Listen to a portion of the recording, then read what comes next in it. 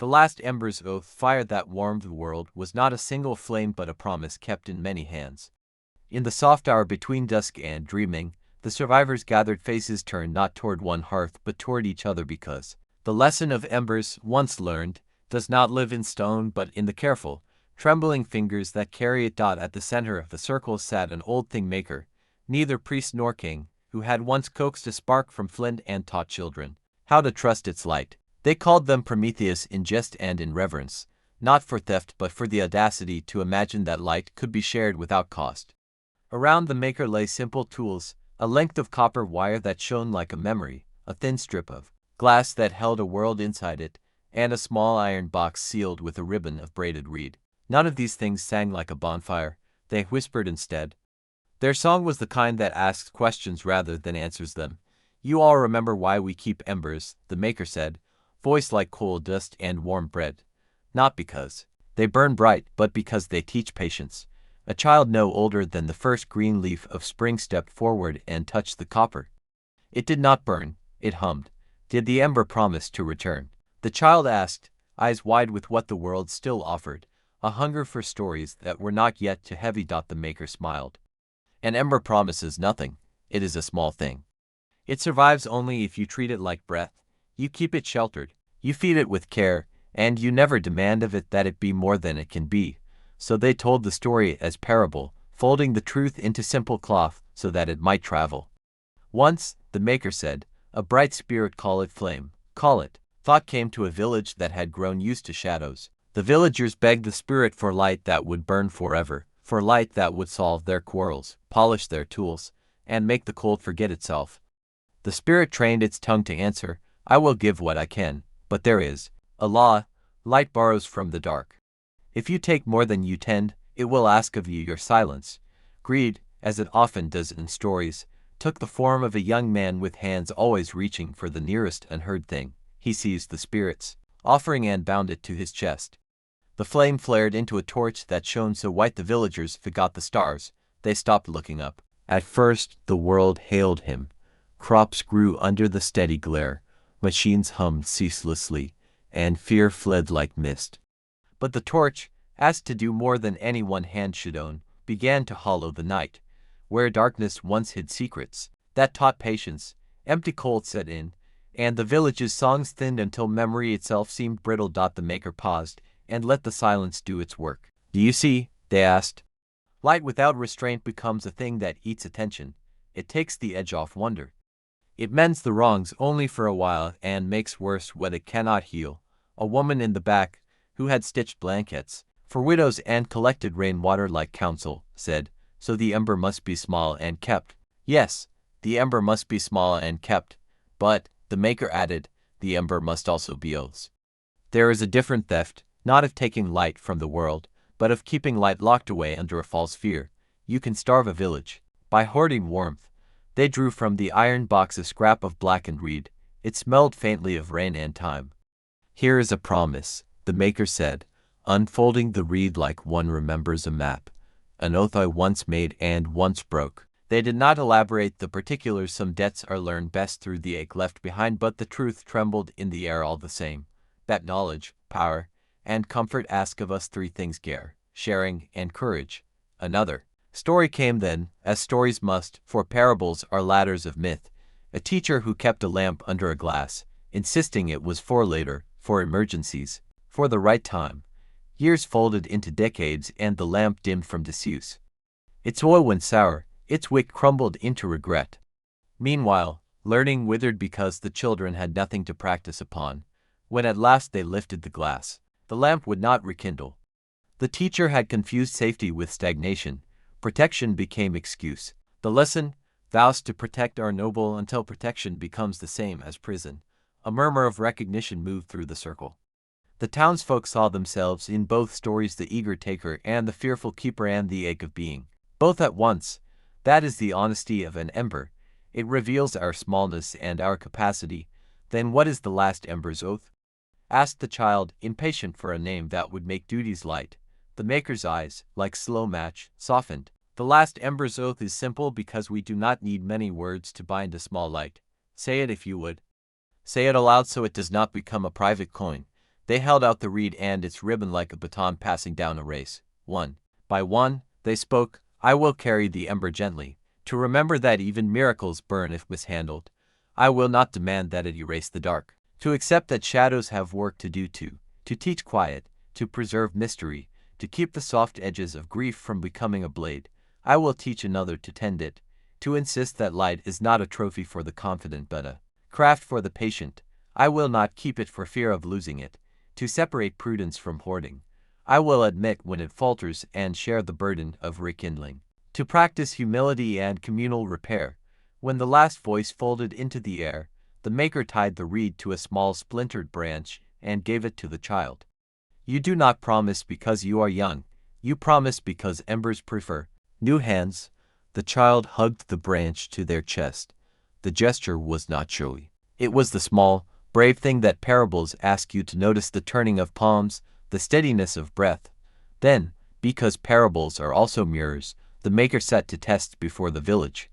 They were not riddles with trick answers but chances to practice the oath. First, in the market they placed a lantern that glowed like morning. People lined up, some to marvel, some to test, and the maker invited anyone to allege need for it. A man with cracked hands, whose wife had been learning to read from candlelight, asked and received the lantern for a week. He taught his wife to read aloud. Another asked because his mill had been failing. He borrowed it to nights, and the mill, warmed by careful light, began to turn again. A child took it for a night and used the lantern to guide frogs back to the pond after a dry spell. Each borrowor returned the light with a new story stitched into its base. Second, the maker offered those who would not take the lantern a place at the lantern's edge to steward the stories made under it. "If you will not carry the light," they said, "then keep the songs that come from it." Those who chose this path kept maps, mended wicks, remembered names. Both roles mattered. Reciprocity, not sacrifice alone, kept the flame alive. By the time the moon had written its thin signature across the sky, the village had not solved all its troubles. The world does not tidy itself with a single oath any more than a single match can light a city, but the faces in the circle were less brittle. They had learned that power is a practice and that promises are tools sharpened by return. The maker rose then and, with a small piece of flint, struck a sound like tiny thunder. A new ember leapt into being in the copper wire's glow.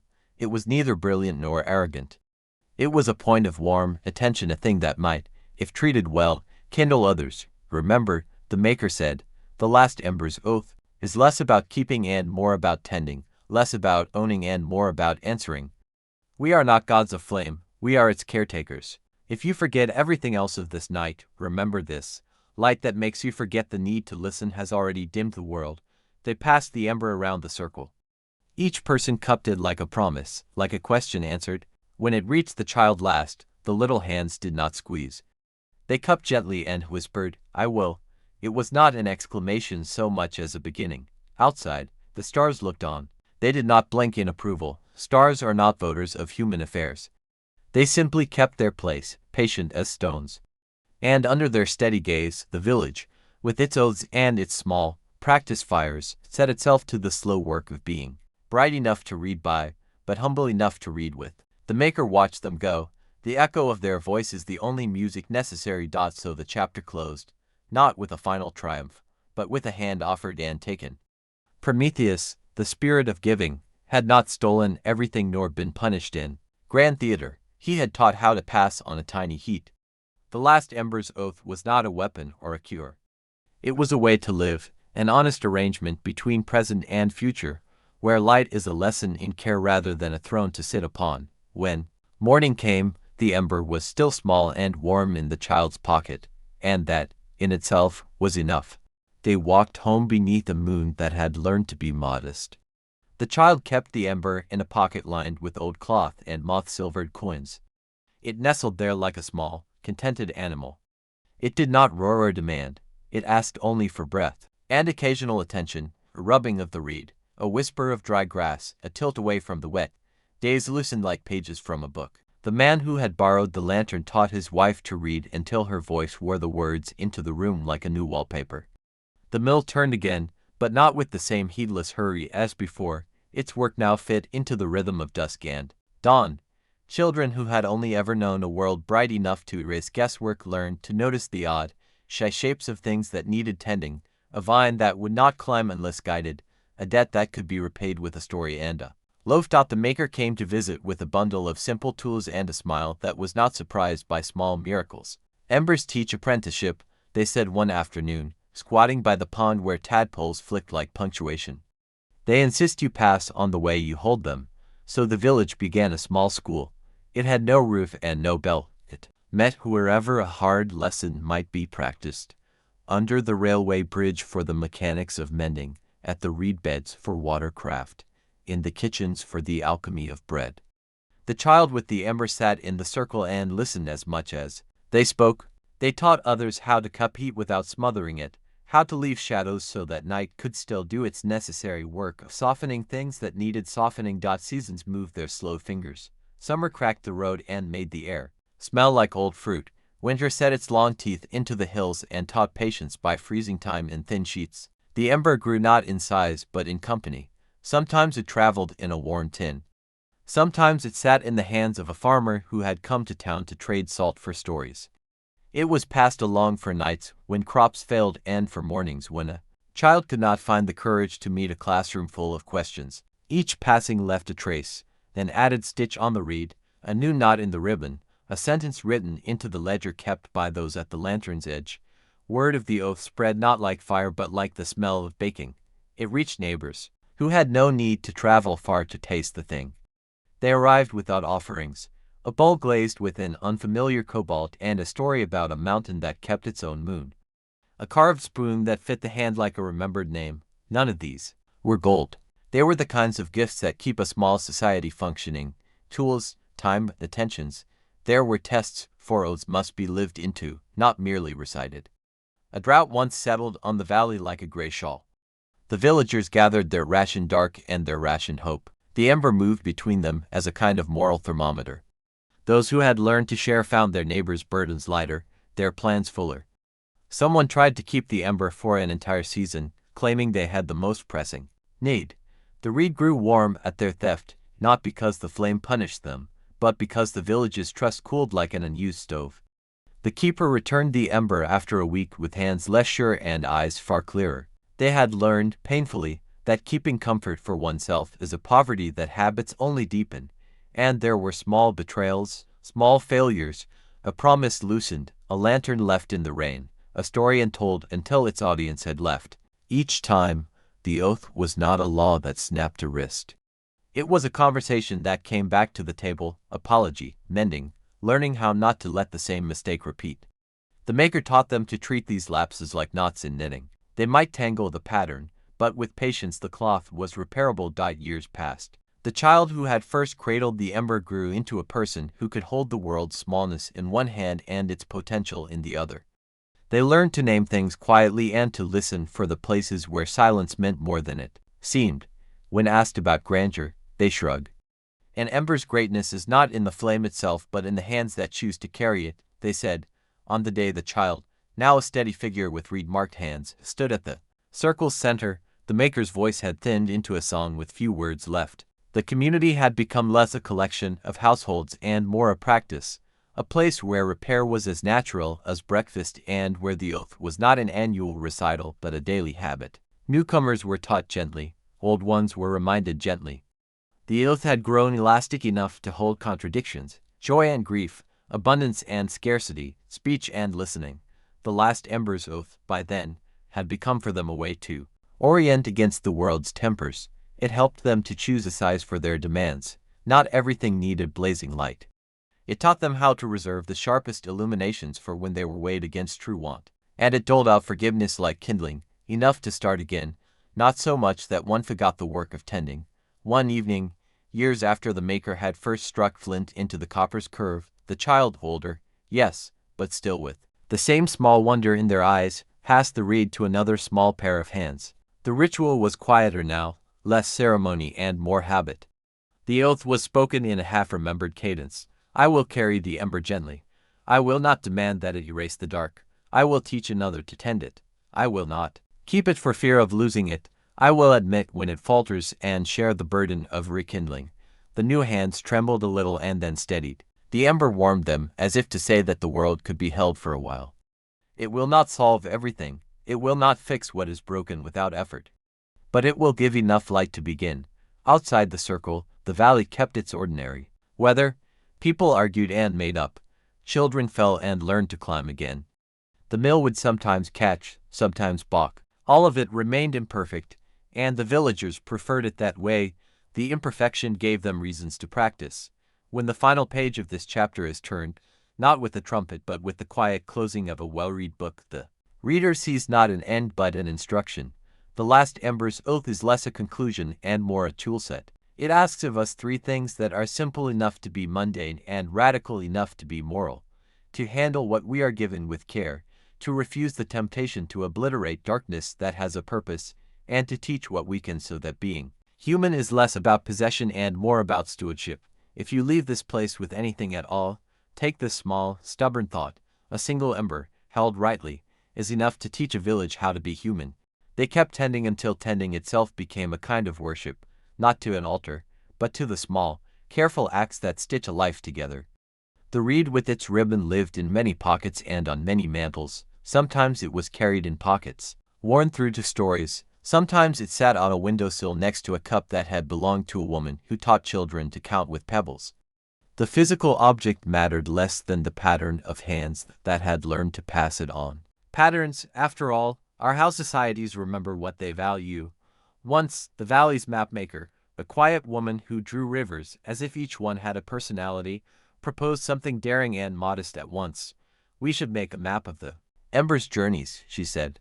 Not a map of roads and borders, but of the nights when the reed moved and why. People laughed at first, then began to supply little notches. The mill's turn. The night a midwife borrowed it when a storm turned a labor long. The week the pond froze early and the lantern guided the children hauling ice so the fish would not be trapped beneath glass. They drew arcs of ink between these nights and wrote names by them. The map became a tapestry of small debts and return favors. It taught them what larger stories forget, that history is made of small exchanges more often than grand confrontations. Outside the valley, of course, the world remained bigger and less obedient to oaths. Sometimes a wandering merchant arrived with news from places that kept their own embers differently. Some hoarded light in vaults for collectors. Others lit bonfires that burned for a show and left the dawn charred. The travelers' faces carried languages the valley's elders could not name, and their objects were often baffling. A music box that played only one note, a mirror that insisted on showing a person at mid-stride. The villagers listened, sometimes judged, sometimes borrowed ideas that fit the oath. From one distant city they learned to weave small, protective sleeves of fabric for embers in transit. From another came a practice of reciting the oath quietly before passing the reed, as a way to steady the hands and the heart. Not every traveler was kindly. A representative from a distant guild, slick-haired, ringed with office, came with an offer: replicate the lantern's brilliance in many places, trade it for the valley's access to the old railway lines, and bring prosperity measured in ledgers and new roofs. We can engineer a light that never needs tending, he promised, smiling as if the word promise were a currency he already counted. The villagers listened. The offer smelled sweet and plausible. For a day, the elder council considered the ledger and the roofs and the ease of having mills that turned without a man's hand leaning on them. Then the maker stood, slow as a tide, and asked a single question: what will learn in your village if light arrives fully made and unsurprising? The question stilled the room. The ledger could not hold silence. They sent the guildsmen away with bread and a polite refusal. It was not that they preferred poverty. They simply understood now that some labors teach what riches erase. They had learned, in the slow economy of embers, that the cost of never learning how to mend was a cost far greater than any new roof could cover. Seasons folded into years, as papers fold into a book. Children taught children. The oath translated itself into nursery rhymes and into the formal syllables that the school used to teach newcomers. It entered the language as a verb: to ember something, to keep it small enough to care for, to share it enough to teach, to return it when one's need had passed. A plumber might ember a broken pipe. A poet ember a failing stanza so it might be salvaged rather than flushed. The word traveled like a small seed, easy to plant in good soil. There were days when the valley grew competitive with itself, as any living place does. A festival of lights arrived one autumn, and for a week the town glittered with borrowed lanterns. For a night, they let the lights burn brighter than usual and watched what happened. People stood longer in their doorways, conversations stretched into the small hours, and tasks were finished with a kind of careless speed that carried a cost. When the lanterns were finally put out, they counted what had been lost to haste, a seam ripped in a dress, an overheard apology turned into silence. The festival did not end with moralizing, it ended with mending circles and a renewed pledge. That brightness must be balanced with time to learn how to use it. The protagonist, the child who had kept the ember and grown into the village's steady center, married no one in particular for the reader's sake, they married instead a life of small vows. They became a person who answered the bell when the lantern-edge people called. They could mend a reed with the improvised thread, soothe two arguing teens back to curiosity, and draw maps that made strangers feel less like strangers and more like neighbors with broken cups. Theirs was a life that refused spectacle and preferred the braided patience of care. As age flanked the maker and the original voices grew sparse, new questions arrived, questions that oaths are not always built to answer. One winter, a hunger of a broader sort crept through the valleys beyond the hilltops. Markets failing, a distant harvest stung by frost, a new tax that turned the economy of favors into a geometry of scarcity. The valley that had kept an oath found itself having to negotiate with neighbors who had not grown the same habit of tending. They sent emissaries carrying lanterns and maps and the reed, hoping to teach. In return, they were offered different oaths in other tongues, promises that did not always map cleanly onto their own. The exchange was imperfect but honest. Sometimes they taught a practice that worked elsewhere, sometimes they learned a method to store grain better, and sometimes they realized that some solutions were local and required local invention. When the crisis eased, as crises do when human hands meet them, the valley's reputation had changed. They were no longer merely a curious place with a funny map. They had become a place people visited to learn how to rebuild after losing more than weather could steal, the skill of repair. They taught visitors to tie knots that would not slip when the wind pressed, to read the sounds a mill makes before it breaks, to recognize the exact moments when sharing becomes necessary. The reed became, in these travels, a teaching tool carried across borders. People came home with it cradled in different languages and with their own ribbons tied to the reed as gifts, an extra loop of string, a note with a poem, a small carved bead. And yet, for all the outward movement, the center remained domestic. The small rituals, tea cooled while two hands mended a seam, a child's voice reciting the sixth line of the oath before a lesson, persisted. The maker passed on almost nothing in the way elders sometimes pass heirlooms. Instead, they passed a practice. Their final lessons were practical, almost humble. How to choose good reed, how to listen for the embers cough a subtle change in sound when a flame needs more breath, how to know when to hand a lantern to a neighbor and when to ask for help yourself. Their last day was quiet. They sat by the pond and watched frogs that had once been tadpoles now fat with middling summers. When the maker died, it was like a door closing gently. The village mourned. Of course, they burned a small wick for a night and told stories. But the practice continued because the maker had not held the flame as a secret but as a skill. Skills outlive teachers when they are taught well. Years later, a child from another valley, hair full of road dust, eyes bright with questions, arrived and asked to see the reed. They listened, wide-eyed, as the older steady one told stories, and taught them how to cup heat. The visitor returned home not with the reed but with the language of tending planted in their hands like a seed. The valley's map now had lines that led outward as well as inward, and still the world was not solved. No problems came that the oath did not anticipate, machines whose lights pulsed with algorithms, networks that promised constant illumination in exchange for one's attention, young people who longed for brilliance and hated its quiet costs. The valley met these too, imperfectly. Some weapons of convenience they accepted and adapted. Others they refused, choosing instead to grow methods that answered the deeper human questions. They taught that there is a difference between brightness that serves a human need and brightness that eats attention.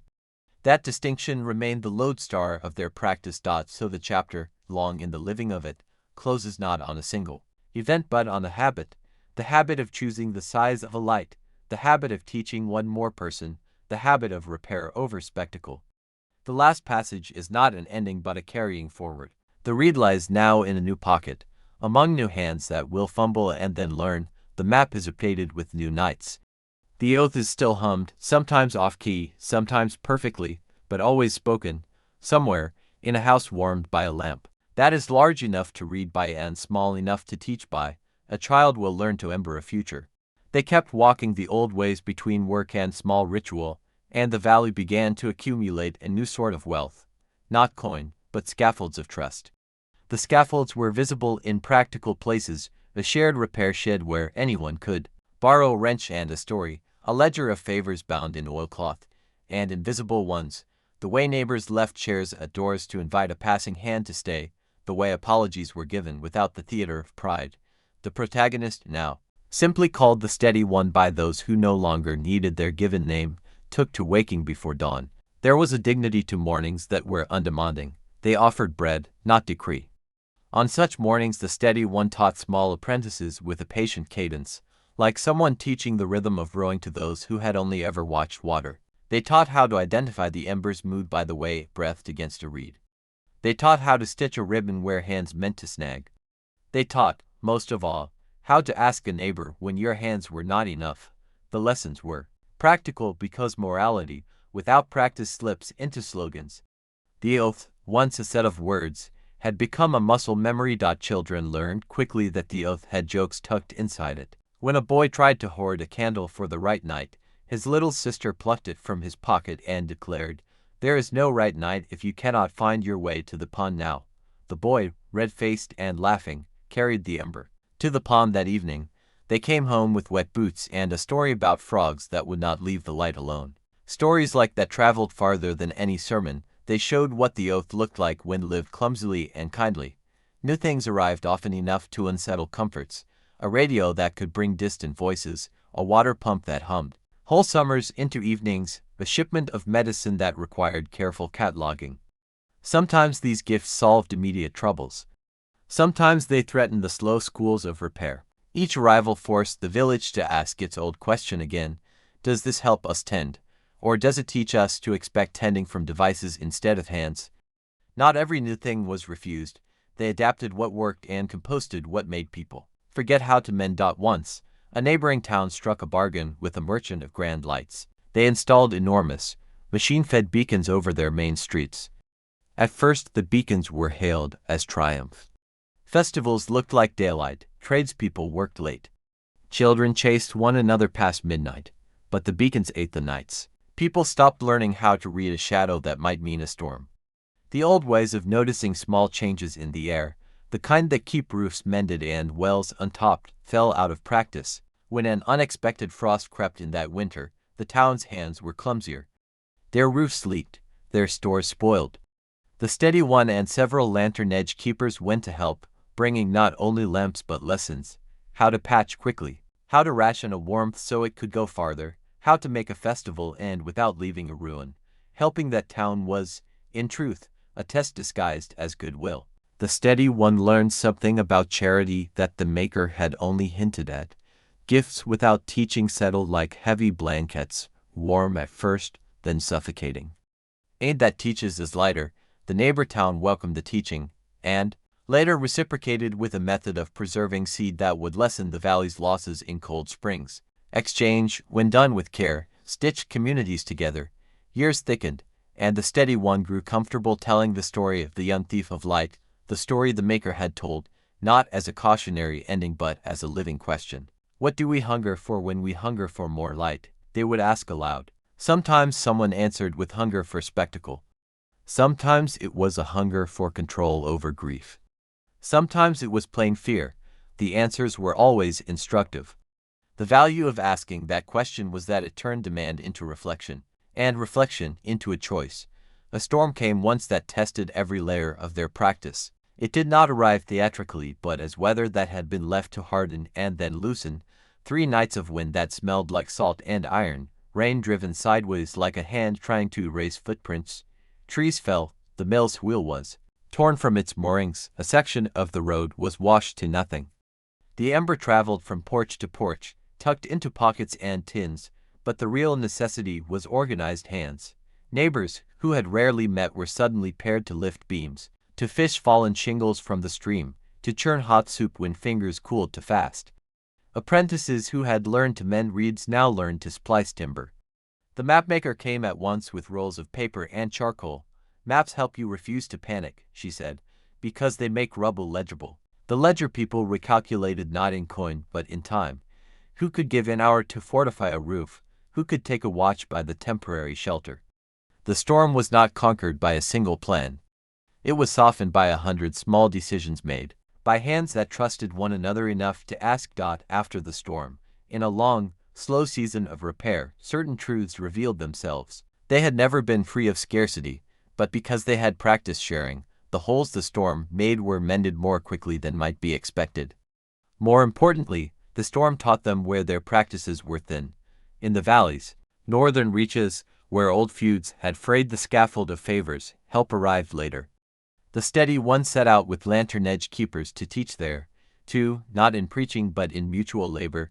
It was tiring work, and it was honest. Old gripes needed unlearning as much as roofs needed nailing. Time, as it always does, softened hard edges. The steady one grew older, their hands were still sure, but their mornings lengthened. They began to teach ways to leave the ember with others for longer spells, how to wrap it for sea travel, how to barter it across different tastes for light, how to accept a new kind of ember that might be made of knowledge or a seed rather than flame. They found that the oath could flex.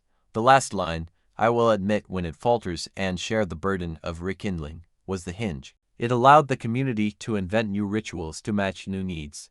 On a late summer night, when frogs argued beneath the reed beds and fireflies stitched the air with punctuation, the steady one sat on the old slope and watched new apprentices speak the oath for the first time. There was music in that, the sound of a practice renewing itself. The new hands were different, quick with tools none of the elders had seen in childhood, patient with a curiosity about distant things, and yet tender in the same small ways the maker had taught. The oath had outlived its first teller because it had been taught often and practiced more. When the steady one finally took the reed from their own pocket and handed it to a pair of bright, road-dusted hands, they did not dramatize the moment. There was no great speech, only the quiet exchange of the livelihood of care. "Tend it," they said, "and be willing to be taught by its needs," the new keepers promised, and their voices were steady enough. The valley's story did not end in a moral sentence. It continued in the small transactions of life. A borrowed lantern to read to an insomniac neighbor, a mended wheel borrowed for a harvest, a song taught to a child so old songs would not be forgotten. The Last Embers Oath had become less a thing they recited and more the grammar of their days. Its clauses bent to new forms, to radio waves that carried lessons, to new maps that charted health rather than borders, to the careful algorithms that a few of the younger folk used to organize seed sharing, but always with the caveat, keep what you create teachable. If the reader of this book asks what to take from all that has been said, take this. Habits decide the shape of a life more reliably than principles spoken once. The oath did not make them saints, it made them repairers. The ember did not make them brave or invulnerable. It taught them the economy of humility, give enough so that others learn to give in turn. In the end, that is how small things become durable. They are passed, tended, and corrected, not vitrified in a museum of virtue, but used until someone else needs them more.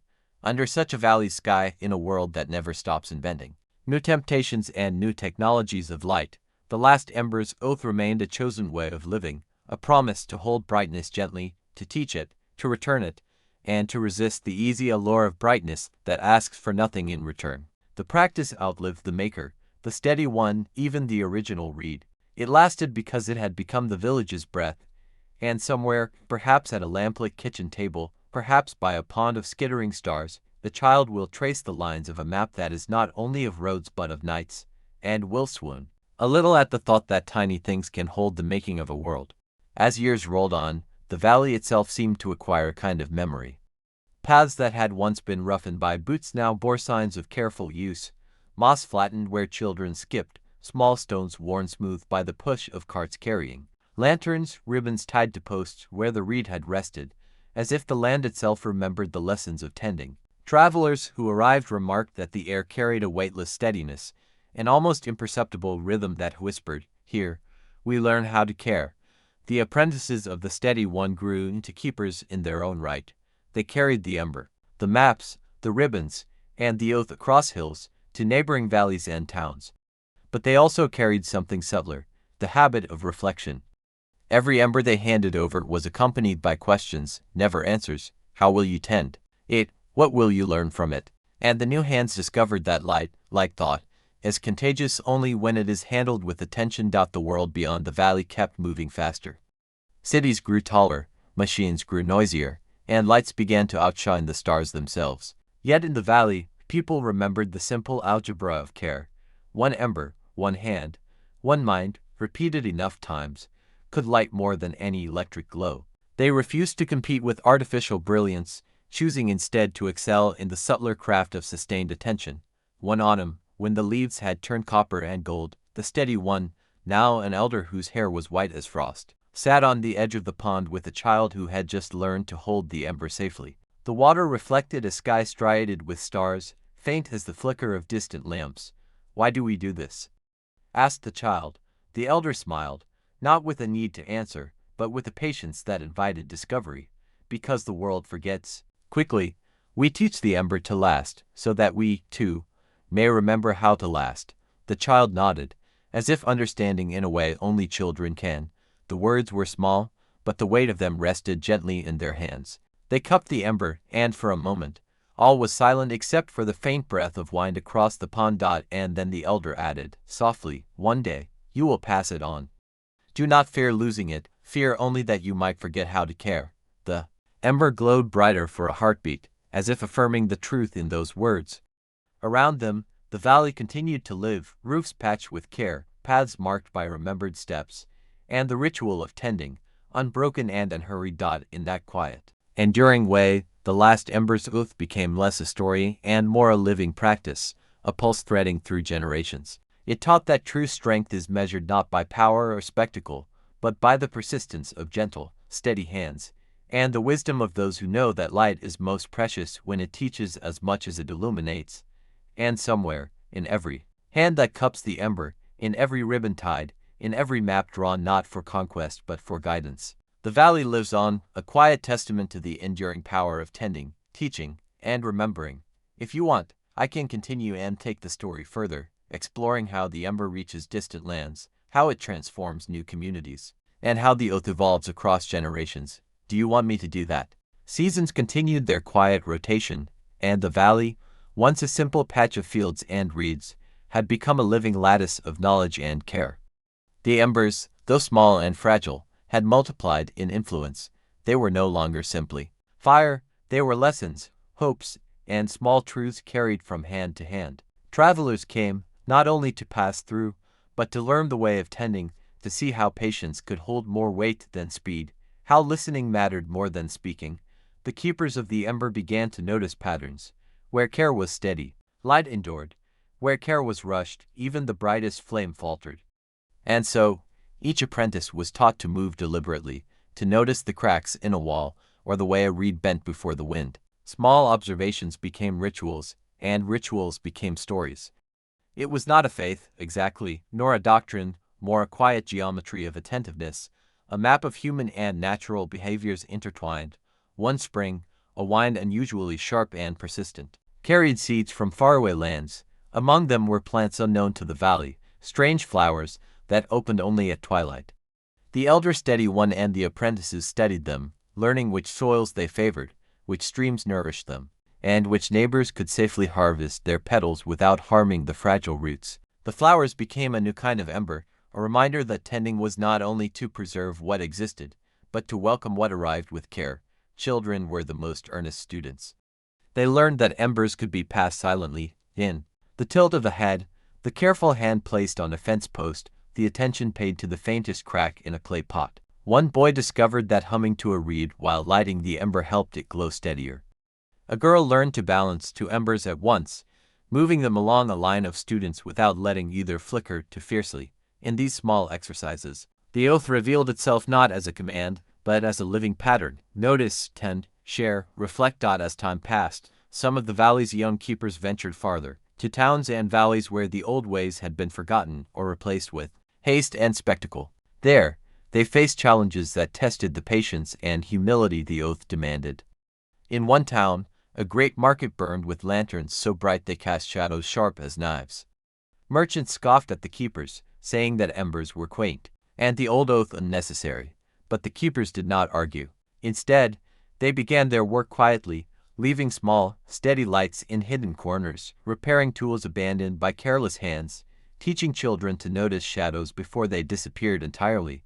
Over time, the townspeople noticed that the quiet lights held longer than the grand displays, that the tools that had been mended with care lasted far beyond the flashy new ones. Curiosity turned to imitation, and slowly, the oath, though never spoken fully, took root. In the valley itself, the elder steady one grew older still, and though hands shook more than before, the eyes remained sharp, catching the faintest flicker of an ember struggling against a gust. They watched the apprentices now turn keepers, and they saw that the oath, once fragile and spoken softly, had grown resilient, capable of surviving not only storms and winters, but the inevitable restlessness of youth and the distractions of the wider world. One evening, the elder gathered the valley's children and new keepers by the pond. The water reflected stars and lanterns alike, a mirror of the quiet persistence of light.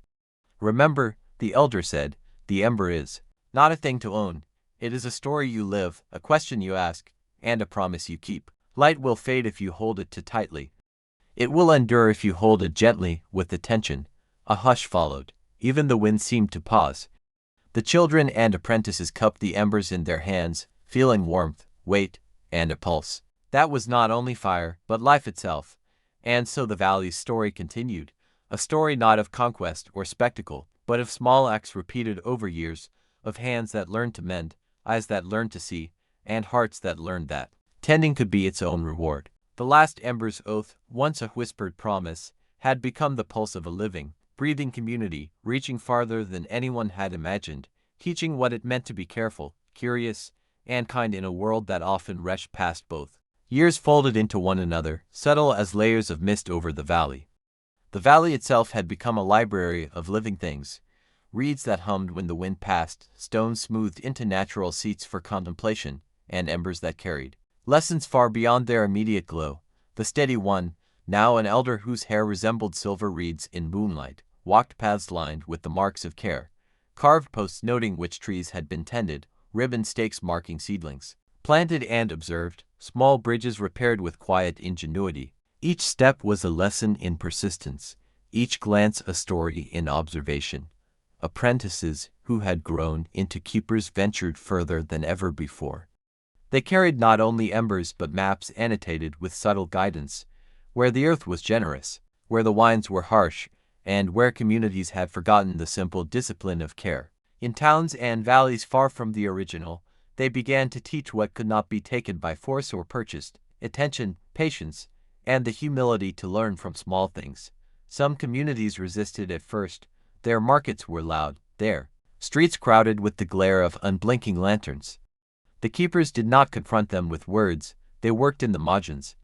A fence repaired just enough to keep water from spilling into a garden, a small fire left at dusk to light a narrow alley, a shared meal prepared in a kitchen where everyone had a hand. Slowly, the townspeople began to notice the small acts held longer than the grand gestures, the quiet lights lasted after the flashy ones burned out. Curiosity became practice, and practice became tradition. In the valley, the elder observed these distant successes with quiet satisfaction. But they also noted the fragile spots, parts of the valley where care had become routine and unthinking, where the ritual of tending was performed without the mindfulness that gave it meaning. So they began to teach once again, not with lectures, but with stories embedded in work. A child who had tied reeds into baskets learned that patience made the weave stronger. A young keeper who delivered embers to a neighbor learned that the ember's glow reflected the attention it was given.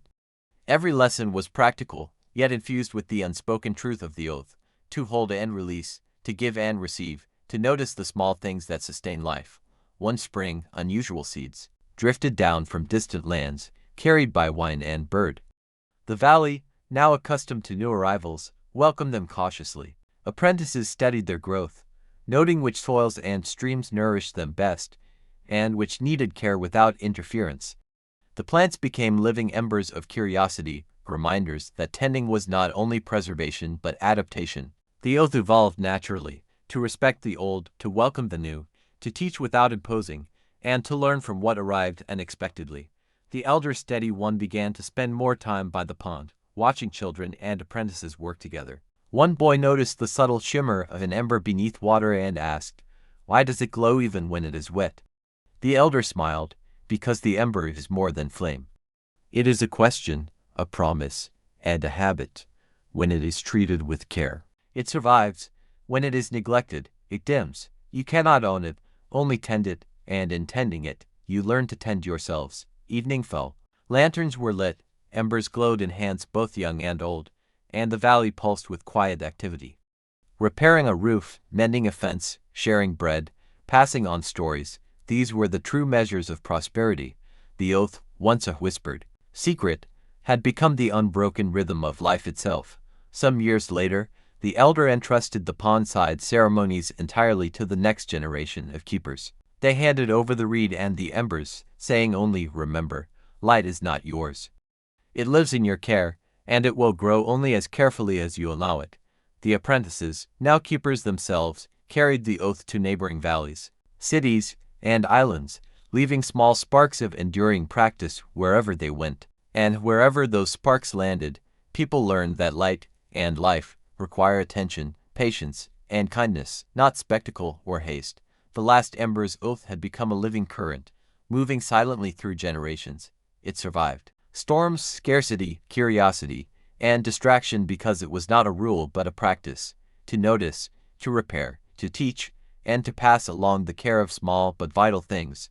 Under the stars, by the pond, the children whispered to embers, and the elders watched with quiet pride. The valley breathed, steady and enduring, as if the world itself had learned the rhythm of tending. The story did not end in a single event. It flowed forward in every repaired roof, in every ribbon tied around a post, in every ember carried carefully across distance, a testament to the truth that small, repeated acts of attention and care shape worlds more profoundly than fire or words alone. The embers, once confined to the valley, began to travel farther than anyone had imagined. Keepers ventured beyond familiar hills, crossing rivers and mountains, carrying their small fires and the quiet ethos of care.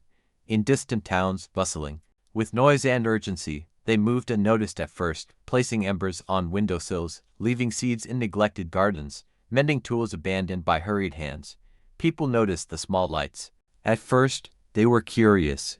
Why did these embers burn longer than the grand lamps in the streets? Why did repaired fences and carefully tended gardens flourish while others faltered? Slowly, the townspeople began to follow the example, not because anyone commanded them, but because they saw that attention and care produced results no spectacle could match. Apprentices who traveled far brought back new stories. One had learned from a coastal village that tides could be predicted by the behavior of birds and reeds. Another had discovered a mountain community whose children learned patience by tending ice crystals in winter, noting how the smallest shift in temperature affected their shape. Each story was a new ember, added to the growing fire of understanding. In the original valley, the elder steady one observed these changes with quiet satisfaction. The pond reflected a sky full of stars, and for a moment, the light of each ember seemed to echo the constellations. One evening, a child asked, "Will the ember ever stop moving?" The elder considered the question. "No," they said finally. "It moves where it is needed. It travels as far as attention and care can reach. It asks nothing in return, and it teaches anyone willing to listen." By then, the oath had transformed into a living network. It was no longer confined to a single valley or a single generation. In each new place, the principles of careful observation, patient tending, and shared responsibility were adapted to local conditions. People learned to value subtlety over spectacle, patience over speed, and the small acts of kindness that, repeated, could illuminate lives far beyond the original flame. One spring, the valley itself was filled with unusual growth. Seeds brought from distant lands took root alongside native plants. Children learned to tend both, discovering that care could embrace diversity, that the ember could teach lessons in harmony as well as persistence. The valley became a model, a living example of how attention and care could create resilience. and continuity. As the elder watched the next generation lead ceremonies by the pond, they felt the deep satisfaction that comes from seeing a practice become self-sustaining. The last Embers Oath was no longer a whispered promise or a fragile flame. It was a living pulse connecting valleys, towns, and distant communities. It thrived in every hand that cupped an ember, in every ribbon tied to a post, and in every story shared around a small fire. Remember, the elder said softly, the ember teaches what words cannot always capture: attention, patience, humility. Light is precious only when it is tended, shared, and respected. And life, like the ember, endures when we care for it carefully. The children nodded, cupping their embers with reverence, and for a long moment, the valley was still, breathing with the rhythm of quiet diligence. The story continued, not in grand gestures, but in countless small acts repeated, observed, and cherished. In this way, the last Embers Oath traveled onward, crossing boundaries, transforming lives, and proving that even the smallest flame, tended with care, could illuminate the world. The valleys beyond the elder's home were awakening to the quiet rhythm of the embers. Travelers who had once hurried past fields without noticing the growth of anything smaller than a tree now paused. They watched reeds sway, listened to the soft rush of streams, and felt the gentle heat of embers cupped in careful hands. It was a subtle transformation, almost imperceptible at first, yet it spread steadily, like the slow rise of dawn. Communities that had relied on spectacle and force began to sense the difference. Markets that once shouted with urgency now hummed with the gentle buzz of attentive work. Fences were mended before storms arrived. Paths were cleared not for show, but for ease of passage. Children learned the art of waiting, of noticing, of gentle persistence. In one distant town, a young boy observed how a single ember could illuminate a dark alley long after the bright lamps had sputtered out. He whispered to it as he carried it home, "Stay with me, little one. Teach me what I cannot yet see." The keepers themselves had evolved. They were no longer just apprentices following an elder. They were teachers, guides, and silent witnesses to the unfolding of the oath. Each held a flame, yes, but more importantly, each carried the lesson that the ember was a reflection of care itself. It burned in proportion to the attention it received, in proportion to the patience and humility of those who tended it. One particularly harsh winter tested the resolve of the new keepers. Snow blanketed the valleys, rivers froze, and embers struggled to maintain their glow. Many wondered if the oath would falter under the weight of such difficulty. Yet, even in the harshest nights, the keepers persevered. They cupped embers close, sheltered them from wind, and carried them across snowdrifts. They whispered encouragement, telling stories of the elder and the original valley, reminding themselves and each other that attention and care were stronger than adversity. By the time spring arrived, the first thaw revealed not a landscape diminished, but one strengthened. Buds had survived beneath the snow, streams had found their course again, and the embers still glowed in hands that had learned endurance. The elder, now aged beyond measure, watched this from the pondside. They no longer had to instruct. Their presence alone reminded everyone of the roots from which all this growth had begun. Children leaned on their knees to listen, apprentices observed quietly, and the winds carried the soft sound of reeds against water. One young girl approached the elder and asked, "Will the ember ever be gone?"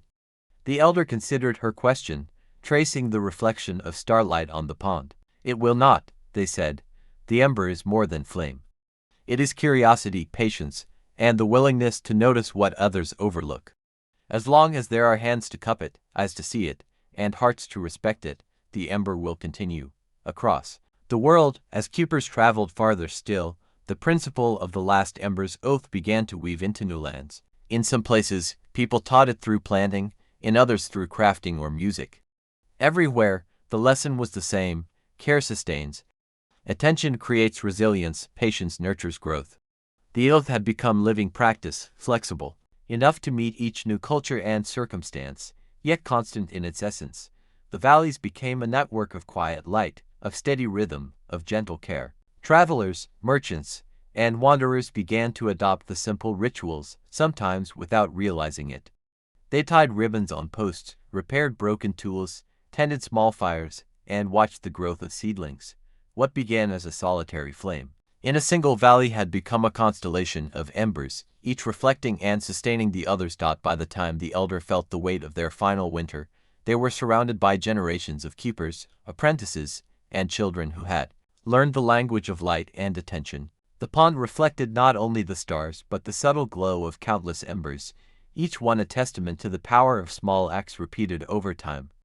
The oath was no longer whispered, it was lived. Remember, the elder said in their final words, the ember teaches without force, guides without demanding, and survives through care alone. The world will always bring storms, distractions, and neglect. But the flame endures where attention and love are constant. Tend it well, and it will carry you farther than you can see. And then, quietly, the elder leaned back, watching the next generation take the flame in their hands. They did not worry, for the oath had grown beyond them, beyond the valley, beyond the need for a single keeper. It lived in the rhythm of the earth, in the careful actions of those willing to notice, and in the gentle glow of embers carried from hand to hand, valley to valley, heart to heart. The Last Embers Oath was no longer a story, it was a living river of light, flowing steadily through time. And as long as it moved, there would be children whispering to embers, apprentices observing the subtle shifts of life, and valleys breathing with the quiet power of sustained attention. The flame, small yet enduring, had become eternal. As the embers spread beyond the valley, the keepers discovered that the flame carried not only light but also memory.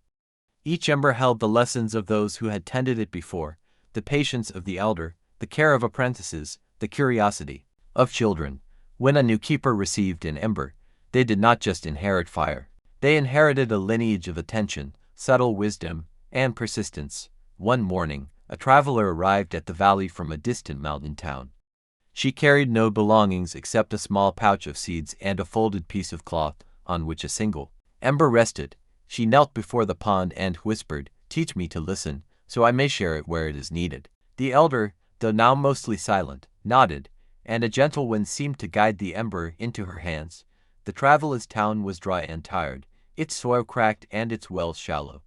The children there had grown restless, and the adults had long forgotten the small joys of attention.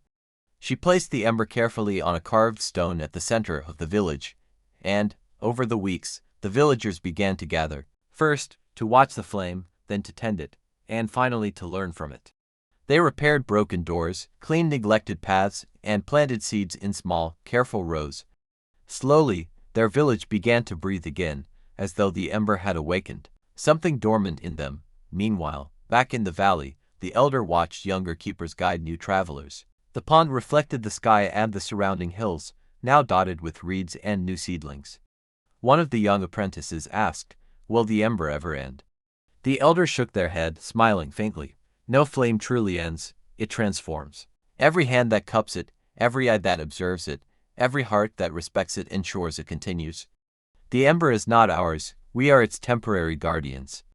Its duty is to teach, to illuminate, and to endure." Seasons passed, each one marked by subtle but profound changes. The valley's children, now grown, began to take apprentices of their own. The embers multiplied not in quantity, but in the depth of understanding they carried. Each ember illuminated, not just physical darkness, but the unseen spaces of patience, empathy, and attention. Families shared the lessons at meals, workshops, and quiet walks. Elders told stories not of battles or treasures, but of the tiny acts of care that kept the world alive. Storms came, as they always do.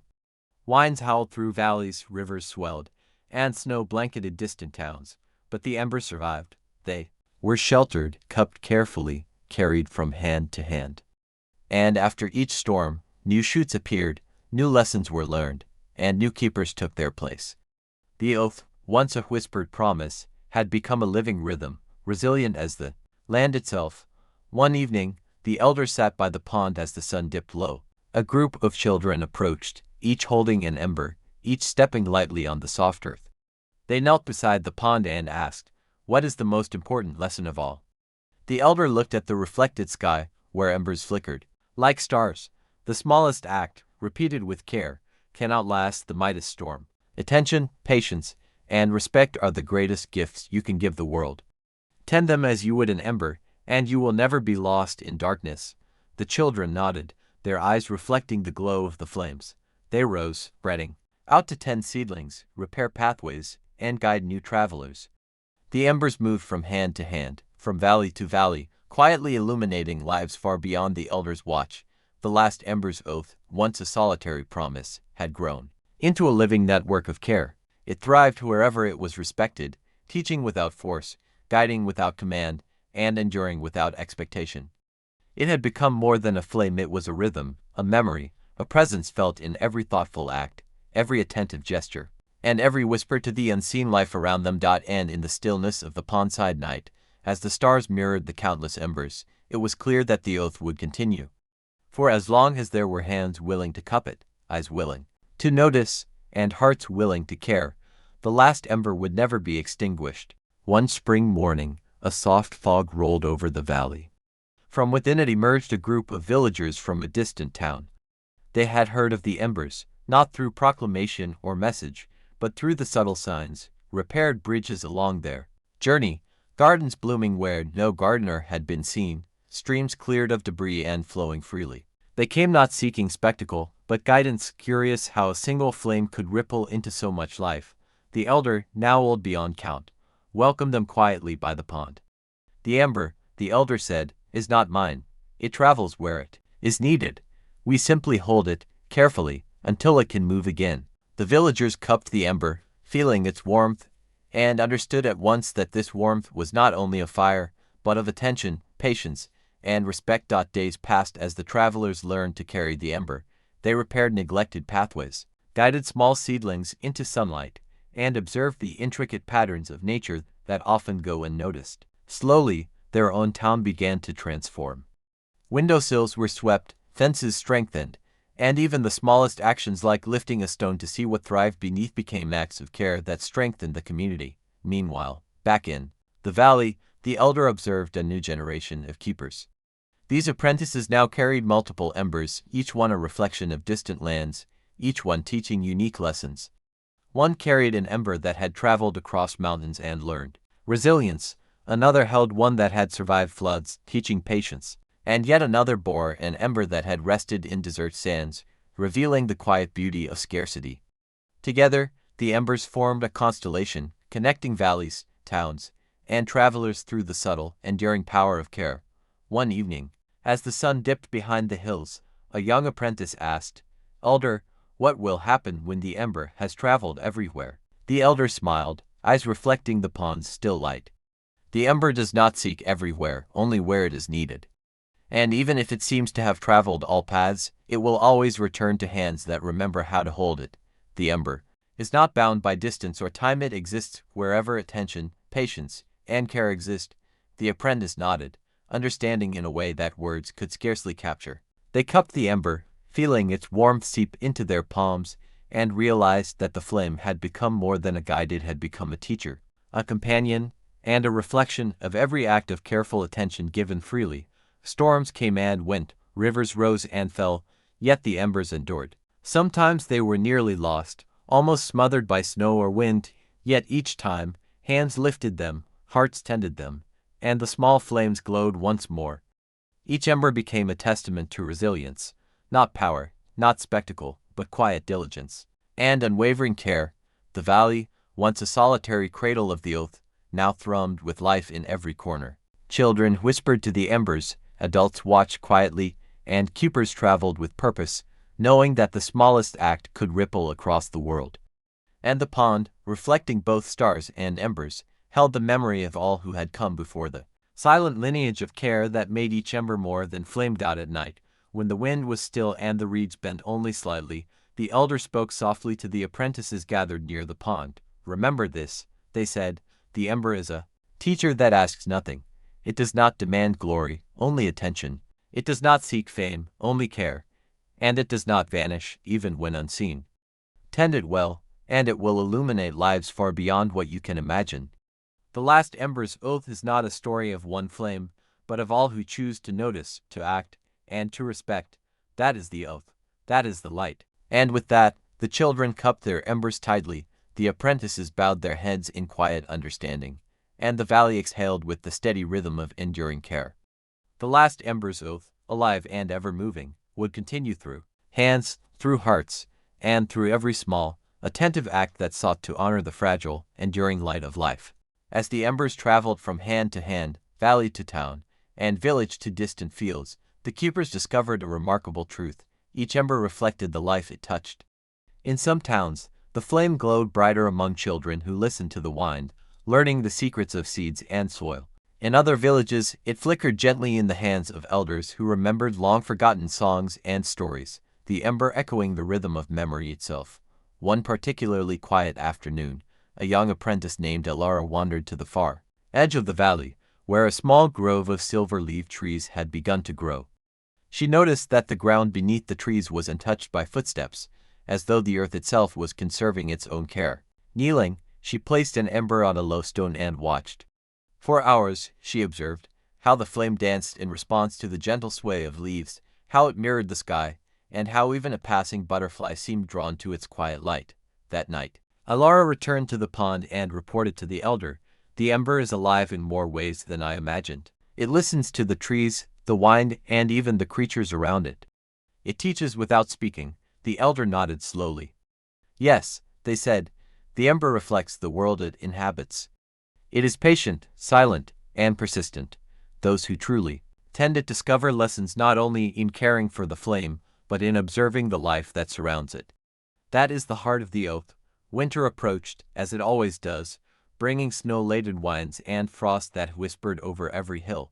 The keepers prepared early, constructing small shelters for the embers and carefully wrapping them in cloths to preserve their warmth. Many townsfolk, initially skeptical of the mysterious travelers and their glowing fire, now volunteered to help, learning the rituals of attention and care that sustained the flame. One night, during the deepest cold, the apprentice Elara noticed a faint murmur in the valley. The embers, though sheltered, seemed to pulse with a rhythm that mirrored the heartbeat of the earth itself. She whispered, "The flame is speaking," and in the quiet, the elder replied, "It has always spoken, but only those who listen patiently can hear." Every ember carries a story, a lesson, a memory. Attend to it, and it will share its wisdom. Spring returned, and with it, a subtle bloom across the valley and beyond. The small seeds planted during winter now sprouted, tended by villagers, who had learned the gentle ways of the ember. Streams flowed more clearly, gardens flourished, and even the most neglected corners of the valley revealed signs of life.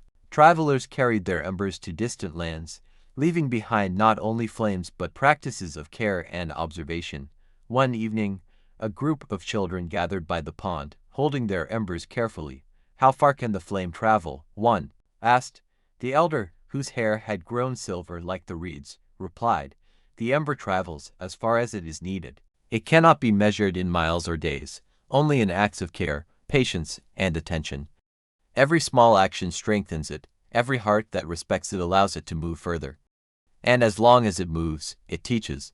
The children leaned close, their faces illuminated by the soft, steady glow of the embers. They watched as the flames danced in patterns that seemed almost like whispers, reflecting the stars above and the gentle ripples of the pond. "Then the oath is eternal," one child whispered. "Yes," the elder said, "the last embers. Oath is eternal. It is not bound to a single keeper, a single valley, or a single time. It lives wherever attention, patience, and care exist. It survives storms, droughts, and neglect, not because it is powerful, but because it is nurtured by those willing to tend it. That is the promise you carry." And so the valley continued, a quiet beacon in a world that often rushed past unnoticed. The embers traveled from hand to hand, valley to valley, teaching silently, reflecting the beauty of life, and carrying the wisdom of countless generations. In every small act, repairing a fence, planting a seed, observing a butterfly, the oath endured. By the time the elder finally rested beside the pond, watching the stars mirrored in both water and flame, the valley hummed with life, both human and otherwise. The last ember's oath was no longer merely a promise. It was a living, breathing rhythm, and as long as even a single hand cupped a small flame with care, the world would carry forward the quiet, enduring light of attention, patience, and respect. Years unfolded like pages in a silent story, and the valley transformed into a living testament to care. The embers, no longer solitary flames, traveled on invisible currents of attention and devotion. Each ember carried whispers of every hand, that had held it, every heart that had nurtured it, every quiet action performed in its presence. Some found their way to mountaintop monasteries, where monks watched the fire with meditative patience. Others nestled in bustling towns, teaching merchants and children alike the value of deliberate, thoughtful action. Yaleore, now an elder herself, watched from the pond as a new generation of apprentices brought embers across the hills. Each carried its own story. One ember had survived a harsh winter where snow fell relentlessly, teaching resilience. Another had journeyed through a parched field, teaching endurance and quiet hope. Yet another had rested in a grove of whispering trees, teaching observation and reverence for the unseen. Together, they formed a living constellation, connecting villages, valleys, and hearts in a shared rhythm of care. One afternoon, a young apprentice named Kiran returned from a distant town. "The villagers are planting embers in the smallest corners," he said, his eyes wide with wonder. "They do not always understand why, but they follow the light. It changes their lives." Alara smiled, her eyes reflecting the pond's shimmering surface. "That is the nature of the oath," she said. "It asks no explanation, seeks no reward. The flame moves where it is needed, and those who tend it learn its lessons in their own time. Every heart that holds the ember learns patience, every hand that protects it learns care, and every mind that observes it learns wisdom." Night fell, and the apprentices gathered by the pond. Stars shimmered above, mirrored in the still water, and the embers glowed in harmony with the heavens. "Do you feel it?" Alara whispered. "The rhythm of countless hearts, all tending, all watching, all caring. That is the pulse of the oath. And it spreads far beyond these hills." The apprentices listened, their faces illuminated by the soft, flickering light. "Even when we are apart," one asked, "does the ember still guide us?" Alara nodded. "It guides all who hold it, near or far. It travels quietly, teaching without words, nurturing without judgment. The oath is eternal because it is not bound to a single place or person. It lives wherever attention, care, and patience endure." Seasons cycled again. Spring's blossoms painted the valley in delicate colors. Summer's warmth stretched lazy shadows across the fields. Autumn's amber light drew long reflections. Winter's frost laid a silver veil over everything. Yet, through each cycle, the embers endured, traveling wherever they were needed, finding new hands, new hearts, and new minds to guide. One spring morning, a child approached Alara with an ember cradled carefully in both hands. "Will the ember ever stop moving?" the child asked. Alara looked into the child's eyes, seeing the spark of understanding already flickering there. "The ember moves as long as the world has hearts that notice, hands that care, and minds that learn. It does not tire, and it does not vanish. Its journey is endless, for care itself is endless. And every act, no matter how small, adds to its light." That day, as the child carried the ember along a shaded path, Alara watched the flame dance in their hands, reflecting both the sky and the pond behind her. The oath, once a solitary promise, had become a living, breathing network of light, a testament to patience, presence, and the quiet strength of nurturing attention. And as the stars rose that night, mirrored in both water and flame, the valley exhaled softly. The embers pulsed across distant lands, through hands, hearts, and generations yet unborn. The last ember's oath endured, eternal and gentle, a reminder that even the smallest act of care could illuminate the world. The flame moved on, always traveling, always teaching, always glowing. The embers began their journey beyond the valley, carried by travelers, merchants, wandering storytellers, and humble pilgrims. Each ember arrived in a new place, small yet radiant, teaching in silence. In a distant forest, children discovered it nestled among moss-covered stones. They tended the flame as they played, learning the rhythm of patience and the quiet joy of care. In a sun-baked village far across the hills, an ember rested in a clay pot in the town square. It drew the weary together, encouraging conversations, cooperation, and shared dreams. Alara, now older and slower in her steps, received letters and stories from across lands she had never seen. Each tale spoke of lives touched, gardens nurtured, kindness restored, and small communities strengthened. Though she had never held these distant hands, she felt them in her heart, connected through the light of the ember and the enduring oath. One evening, beneath a sky streaked with gold and violet, Alara gathered her apprentices around the pond. The air was still, carrying the scent of early blooms. "The flame travels farther than any of us," she said softly. It is not ours to keep. Each ember carries a story and a promise. Wherever it goes, it teaches that attention, patience, and care are more powerful than the loudest voices or the swiftest actions.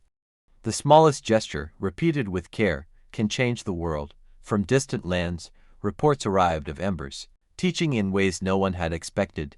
In one village, the flame inspired a potter to create vessels that held not only water but songs and poems, inscribed in quiet, careful handwork. In another, a teacher used the ember to show children how to watch the clouds, listen to the wind, and appreciate the life growing quietly around them.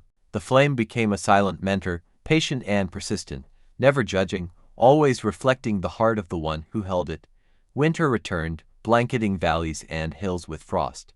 Yet even in the harshest cold, the embers survived, wrapped in cloth, sheltered in clay, or cradled in hands that refused to let go. They taught resilience, showing that life endured even under heavy snow, and that the quiet acts of care mattered more than the passing storms. As the years stretched on, the valley itself became a pilgrimage site. Travelers came to witness the pond where Alara had tended the first embers, to feel the rhythm of light reflected in water, and to learn the oath firsthand.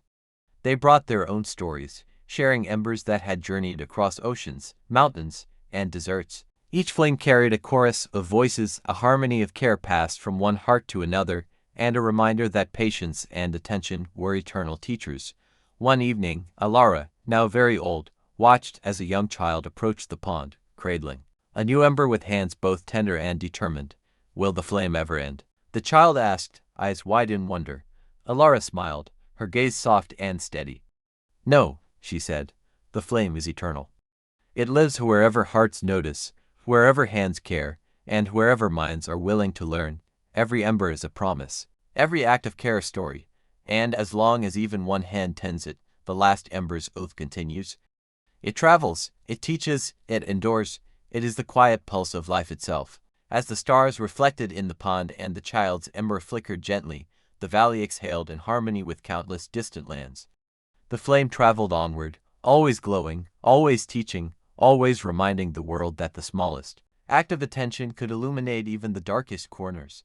The last ember's oath had become something far greater than a promise. It was a living testament to patience, care, and the enduring power of light carried in willing hands. And in every heart that held a flame, the world grew brighter, one quiet act at a time. The embers began their journey beyond the valley, carried by travelers, merchants, wandering storytellers, and humble pilgrims. Each ember arrived in a new place, small yet radiant, teaching in silence. In a distant forest, children discovered it nestled among moss-covered stones. They tended the flame as they played, learning the rhythm of patience and the quiet joy of care. In a sun-baked village far across the hills, an ember rested in a clay pot in the town square. It drew the weary together, encouraging conversations, cooperation, and shared dreams. Alara, now older and slower in her steps, received letters and stories from across lands she had never seen.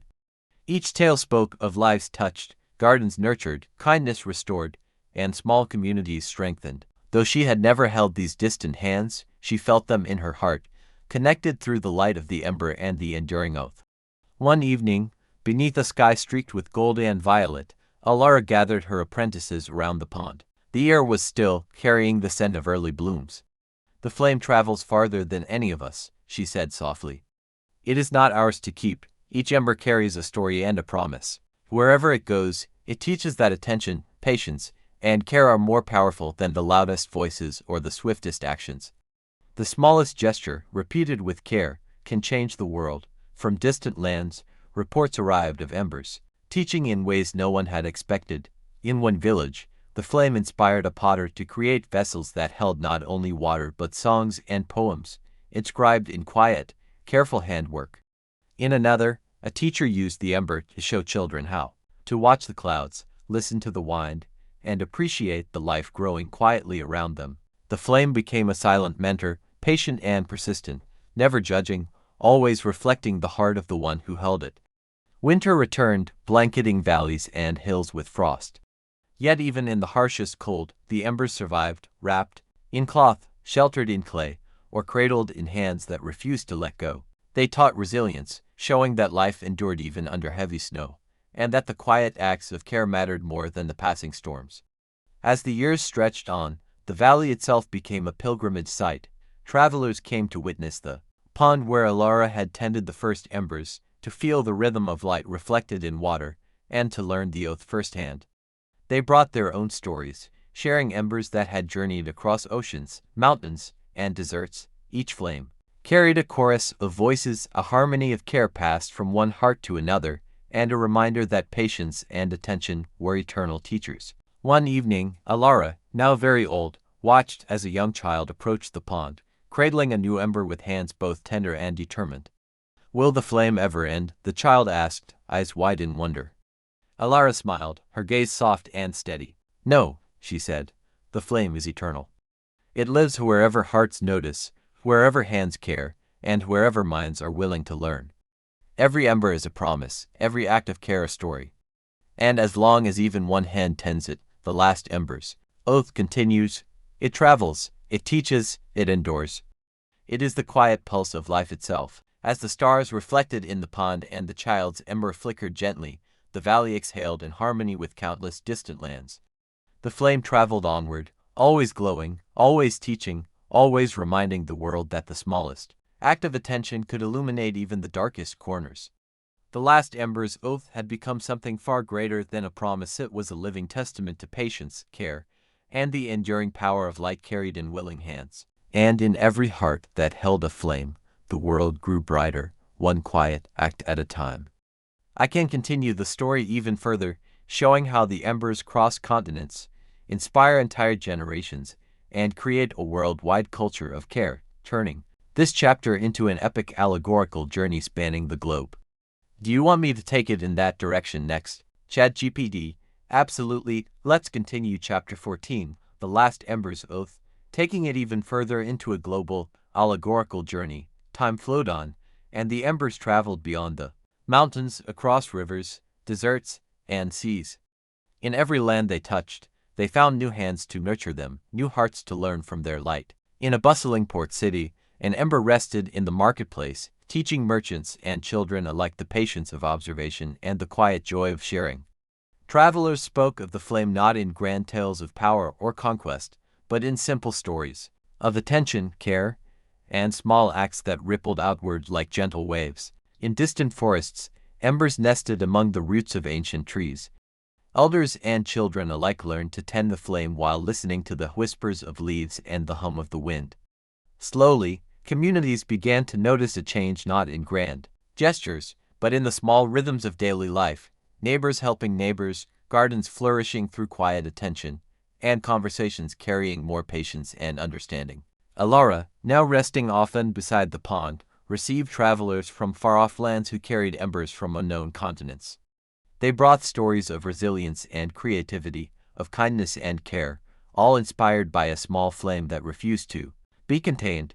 Each story reminded her that the oath was no longer confined to the valley. It had become a living, breathing network, invisible yet powerful, reaching hearts she would never see but could feel. One twilight, as the pond mirrored the sky streaked with violet and gold, Alara spoke to her apprentices. "The flame travels farther than we can imagine," she said. "It teaches without words, inspires without force, and grows wherever it is noticed. Every hand that holds an ember carries a promise, every heart that observes it carries hope, and every act of care, no matter how small, strengthens the oath." Across continents, the embers began to inspire new traditions. In one village, children created a festival of light, planting embers in jars along winding paths to honor patience and attention. In another, an artisan wove stories and lessons into tapestries illuminated by tiny flames, teaching generations about quiet resilience and gentle courage. The embers became more than flames. They became symbols, carriers of wisdom, quiet mentors moving silently through the world. Winter came again, and the valley lay under a soft silver blanket. Yet the embers endured, carried in protective hands, tucked into homes, shared among friends. They taught that even in hardship, attention and care were powerful enough to sustain life, to nurture hope, and to illuminate paths otherwise hidden. One evening, as stars reflected in the still water of the pond, a young child approached Alara with a new ember. "Will the flame ever stop moving?" the child asked, Alara, her eyes reflecting both the pond and countless distant embers, replied, "No, the flame does not stop. It travels wherever hearts notice, wherever hands care, wherever minds are willing to learn.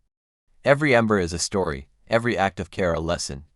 And as long as even one hand tends it, the last ember's oath continues eternal, gentle, and unyielding. It is the pulse of life itself, carried from heart to heart, across every land." And so the embers moved on through valleys, forests, deserts, and cities. They carried patience to the restless, hope to the weary, courage to the timid, and wisdom to those willing to observe. The last ember's oath, once a single promise by a single flame, had become a global testament to the quiet power of attention, care, and enduring light. In every hand that cradled a flame, in every heart that nurtured it, the world grew brighter. One ember at a time, one quiet act at a time, the last ember's oath continued unseen but everywhere, infinite yet intimate, teaching that even the smallest light can illuminate the greatest darkness. The ember's journey became a tapestry woven across lands and generations. In every village, city, and forest, hands reached out to cradle them, hearts open to understand their quiet message, and minds observed the delicate rhythm of attention. The flame had become a teacher without words, a silent mentor that inspired communities to act with patience, kindness, and awareness. In a distant land, atop a hill overlooking the sea, a circle of elders and children gathered around an ember, cradled in a shallow stone basin. They watched it flicker against the evening sky, its glow reflecting on the waters below. "This ember is not ours," said one elder gently. "It travels where it is needed. It teaches those who are ready to learn." The children nodded. Their small faces lit by the soft light, each felt a subtle stirring inside, a sense of responsibility, wonder, and connection to something greater than themselves. They understood, even without words, that care and attention were gifts that could not be contained, that each act of tending rippled outward, reaching distant hearts. Meanwhile, across deserts and mountains, other embers found their way into the hands of travelers, artisans, and teachers. In one city, a young sculptor used the ember to guide the creation of works that captured the quiet beauty of life. In another, a healer placed it beside her herbs, learning that patience in observation was as potent as any medicine. In every place, the embers taught the same lesson, that even the smallest act of care, repeated with focus and sincerity, could illuminate a world otherwise darkened by haste, neglect, or indifference. Alara, now very old, sat once more by the pond in her valley. She watched the surface reflect the first stars of evening and the gentle flicker of the ember she still kept close. Though she knew she would soon leave the valley, she felt no fear. The oath she had nurtured for so long was not bound to a single life, a single place, or a single hand. It had grown beyond her, carried in countless hearts and hands across the world. A child approached, holding a small, trembling ember. "Will it ever stop?" the child asked, eyes wide with awe. Alara smiled, the lines of her face etched with both time and serenity. "No," she whispered, "the ember travels wherever it is needed. It teaches without speaking, guides without commanding, and grows wherever it is tended. Every heart that holds it carries the oath forward. Every act of care, every moment of attention, adds to its light. And so the flame moves on, endless, gentle, and eternal." The stars above reflected in the pond, the embers flickered in distant lands, and the soft rhythm of life continued. In every hand that cradled a flame, in every heart that nurtured it, a quiet revolution of care unfolded. Villages thrived in harmony, cities grew in thoughtfulness, and even the wild forests seemed to pulse with the patient energy of countless unseen hands. And so, the last ember's oath endured. It traveled endlessly, touching hearts, inspiring minds, and illuminating the smallest corners of the world. Though no one could see all its paths, its presence was felt in every act of care, in every moment of attention, in every gentle gesture that honored life. The oath was no longer a promise, it was a living, breathing testament to patience, kindness, and the eternal power of quiet life.